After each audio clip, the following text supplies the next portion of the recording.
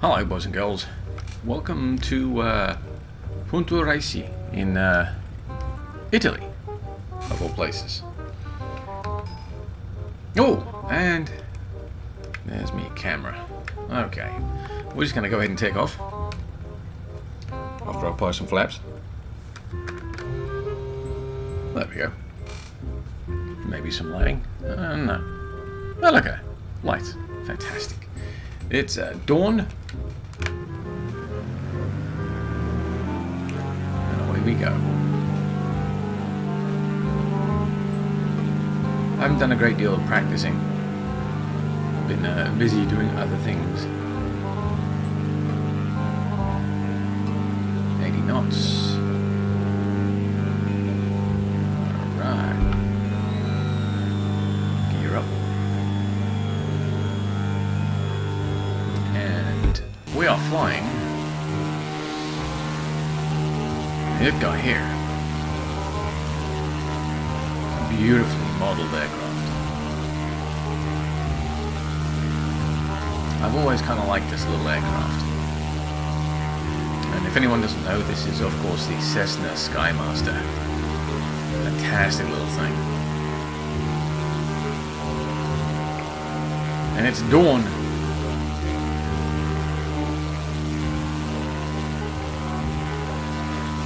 Well, it is dawn. It's not. It's dawn. It is currently dawn during the day. The aircraft is not called dawn. I'm recording this. This is going to be my last recording on my i7. I am performing. I guess it's an upgrade.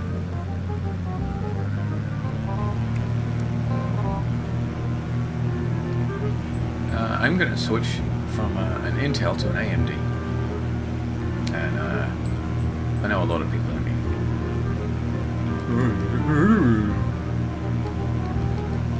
I've already heard a few comments from people about switching from Intel to AMD, but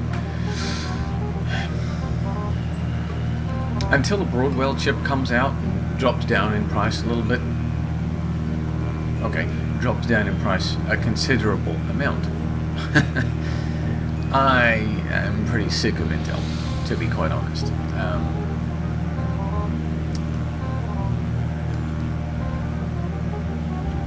It's nice. I mean, the chips are nice, but I don't like the onboard APUs. The onboard graphics. I have a separate graphics card for a reason. And I know people will say that, well, when you have a graphics card on the computer, then the processor can then work on other stuff instead of graphics. But that's not the point. There are other things I'm also thinking about. Clock speed, for example. Right now, most Intels on the market are stuck at around 4 gigahertz. That's fantastic. Thank you.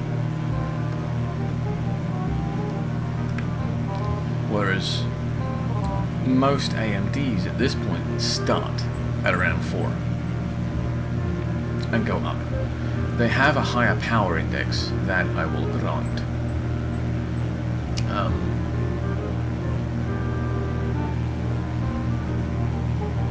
We'll just fly around these mountains again. They require more power, yes.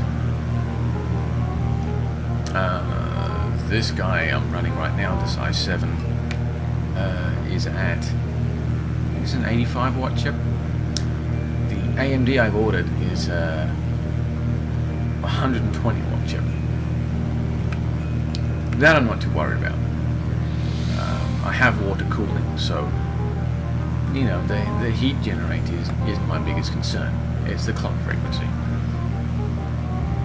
And with the upgraded processor, I should be able to hit around 5 gig, which is fantastic. This Intel that I'm running, which is the Haswell, 4771.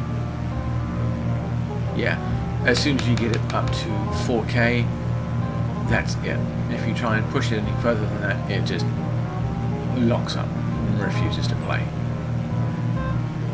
I don't know if it's the chip or the board. I have tried it in another board and the same difference, it just freezes up. So, because Intel are dragging their feet with the Broadwell, and I'm not going to get the what is it? They're going to re-release the 4th generation, but they are unlocking it, is what they're saying. What they're doing actually is fixing it, in my opinion. It should never have been locked down in the first place, but their manufacture techniques unfortunately dictate that. So anyway, moving on. AMD. It was only recently that I switched from AMD. Up until middle of last year, in fact, I was running AMD, and very happy about it too. But unfortunately, at that point, the AMD chips were oddly expensive for no apparent reason.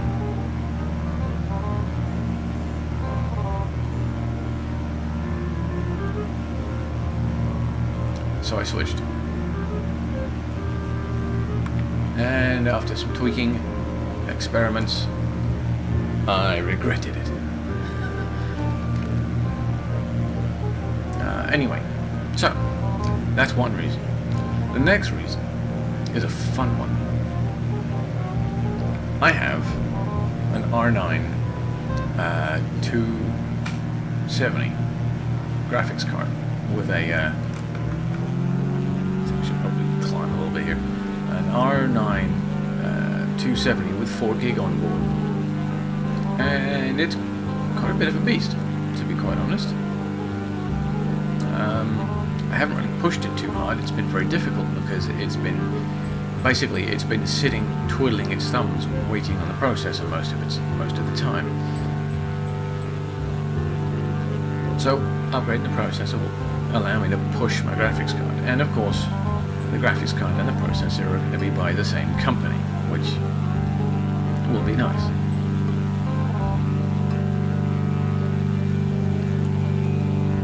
The next thing I'm going to try is running my Radeon R9 alongside GeForce. Yes, you heard me. A GeForce, I believe this is a 650. Yes, next to this GeForce 650 Ti.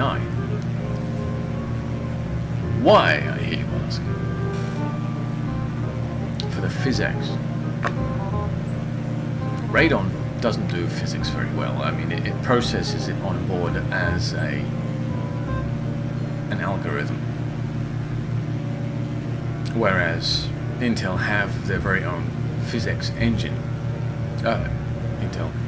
NVidia have their very own physics engine, which is actually really nice. When they were available, I actually had the separate physics cards by Aegea, I believe it was. Fantastic little card. Completely pointless if you own a physics enabled graphics card. However, if you do not, they were a pretty nice little card, you know? But they are no longer made. So I did a little research and I suddenly found this rather interesting website that states that you can, in fact, run an ATI card with an NVidia card. You need a little bit of software to do it. And what you can do is you set it up in your graphics settings. You know, on this card, oh, my flaps are still down. Oops, whatever. In this card, I want to process physics. So that's what this is going to do. I'm going to set this 650 Ti up to just process physics.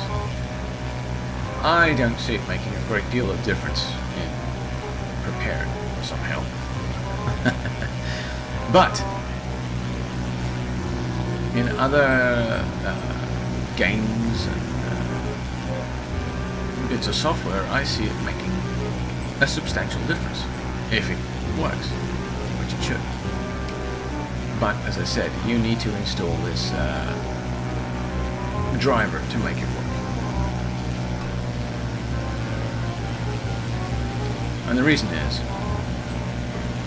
NVidia have built into their chip this little function, whatever you want to call it, that when it detects an ATI, a Radeon, it locks down the physics, so you aren't supposed to be able to do it. Well, guess what? Some clever person, as always, figured out a way around it. So I'm going to give it a try. I mean, what's the worst thing that could possibly happen? I mean, my power supply can handle it. As long as I get the right drivers, not a big deal. So it's going to be a busy weekend. Basically rebuilding an entire computer. And this currently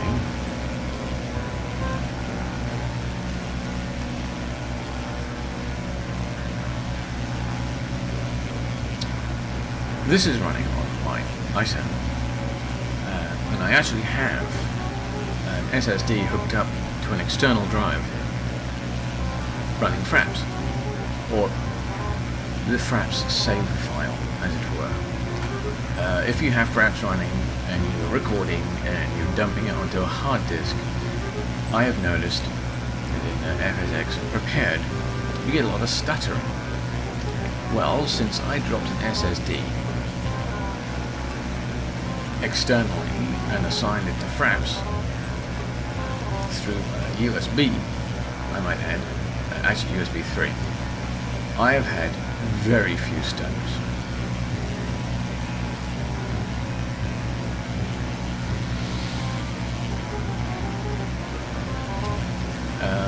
If you're going to do that kind of thing, obviously you want to get yourself a reasonably quick SSD. And a reasonable size one too, because you don't want something run out of space like I'm looking at doing it in a minute. Get yourself a 64. That's my recommendation. 64 should be enough to tinker with.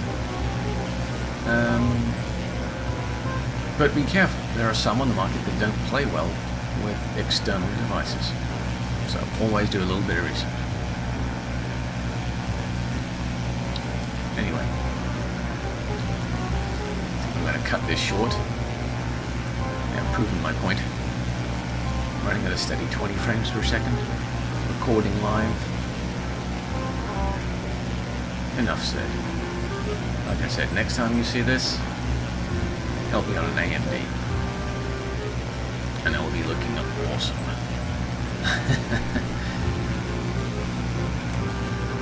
Well, ladies and gentlemen, as always, try not to repeat the dumb mistakes I do. And I will see you soon. Well, maybe not see you, but you'll see me doing stupid stuff in aircraft. Ta-ta!